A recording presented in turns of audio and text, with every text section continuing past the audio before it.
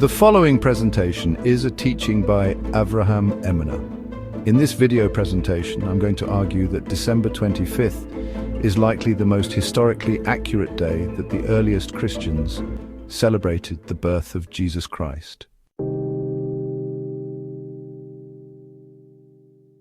The question of whether Jesus of Nazareth was a historical figure or a mythological fabrication has long intrigued historical scholars and theologians.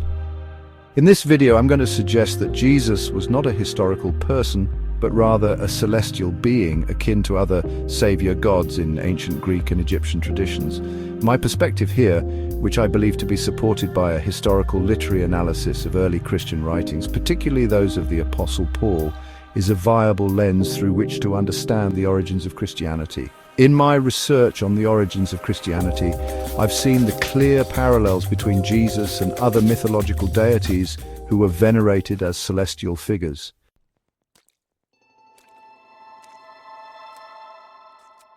I propose that the earliest Christians, including Paul, likely believed in a purely mystical and heavenly Jesus who existed in the spiritual realm. This Jesus was not a literal man who walked the earth, but rather a divine figure who performed salvific acts in the heavens, as all the other Greco-Roman and Egyptian savior gods of that day did. The writings of the Apostle Paul are the earliest Christian writings we have, and Paul was the first person in history to ever mention that name, Jesus Christ. In view of this, I'd like to point out that the Jesus-referencing passages in Paul's letters lack any reference at all to a historical biography of Jesus. Instead, Paul speaks of Jesus in abstract, mystical and cosmic terms. For instance, in Philippians chapter 2, verses 6 to 8, Jesus is described as a pre-existent divine being who humbled himself by taking on a heavenly form to achieve redemption, and as a spiritual being was only in the appearance of the likeness of a man. There is no mention of Jesus' earthly ministry, birthplace or family, elements that one might expect if Paul were referencing a historical figure. So, what does this have to do with Christmas and the dating of Jesus' mystical birth occurring during the winter solstice around December 25th?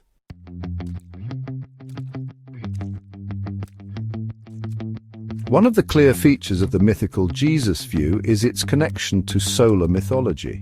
In ancient traditions, many savior gods, such as Osiris, Mithras, and Dionysus, were closely associated with the cycles of the sun. These deities often embodied themes of death and rebirth, symbolizing the solar cycle of the winter solstice when the sun appears to die and then rise again, heralding longer days and renewed life. The mythical view suggests that Jesus fits within this framework. As a savior god, Jesus' death and resurrection align with the motif of the dying and rising sun. This symbolic connection would have been deeply meaningful in the ancient world, where the sun's movements were seen as critical to agricultural and spiritual renewal.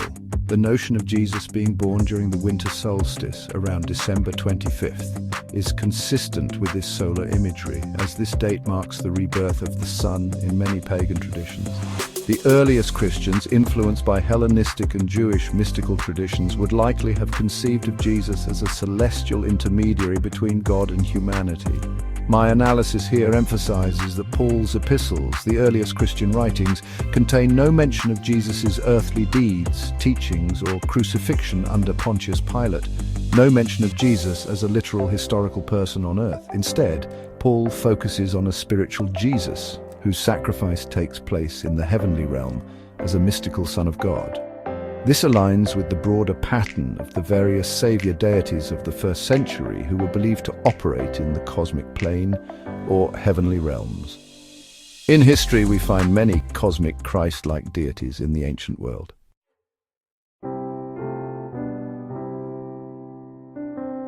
Historically, we know there was a heavy role of syncretism in early Christianity. The merging of Jewish apocalyptic thought with Greco-Roman mystery religions provided fertile ground for the development of a mythological savior figure. The adoption of December 25th as the date of Jesus' birth by Christians was likely an attempt to align Jesus with existing solar deities, thereby making the new faith more accessible to other pagan converts. It is highly likely that the earliest Christians, who viewed Jesus as a celestial solar deity, also celebrated his birth on the winter solstice. This date symbolized the rebirth of the sun and aligned perfectly with their understanding of Jesus as the light of the world and a bringer of renewal.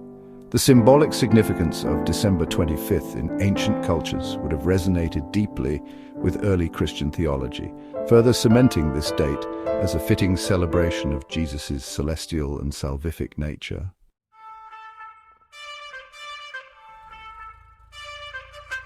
If the earliest Christians of Paul's day believed Jesus to be a heavenly being rather than a historical figure, this has profound implications for our understanding of Christianity's origins.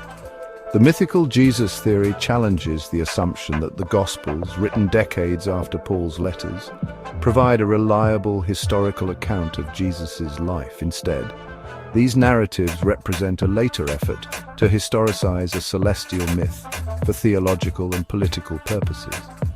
Just like many pagan deities in the Greco-Roman world have historical narratives written about them, being portrayed as a real person, going on adventures, meeting various peoples and encountering various cultures, experiencing trials, so too the Gospels are written decades later to paint Jesus in similar historical fashion. Even though he was a mythical heavenly savior god, he was written about as the main character in the mythical historical fiction narratives of the day.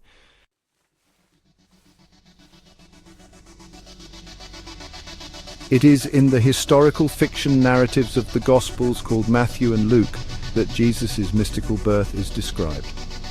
Both narratives are described as allegories within the cosmology of the zodiac, describing the main character, baby Jesus, under a bright star.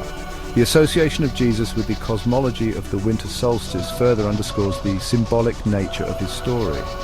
As the light of the world, Jesus' birth during the darkest time of the year carries rich, metaphorical significance, reflecting the hope and renewal associated with the sun's return.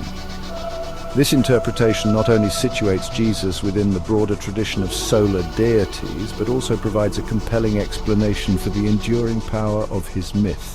This is tied directly to the reason why Christendom has celebrated the birth of the Son of God, the Savior deity, Jesus Christ, as taking place on December 25th, and rightly so, for the winter solstice is the proper date for a sun god savior to be born in ancient pagan and Hellenistic cosmology.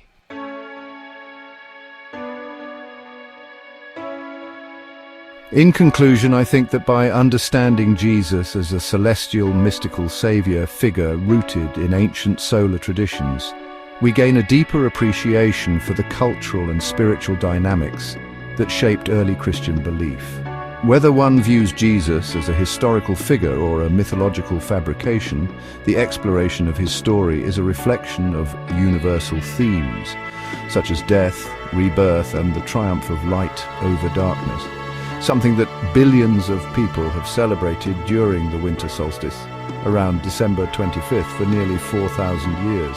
So it seems more than reasonable that Christians today who worship a solar savior deity also worship and honor their deity's birth on that day.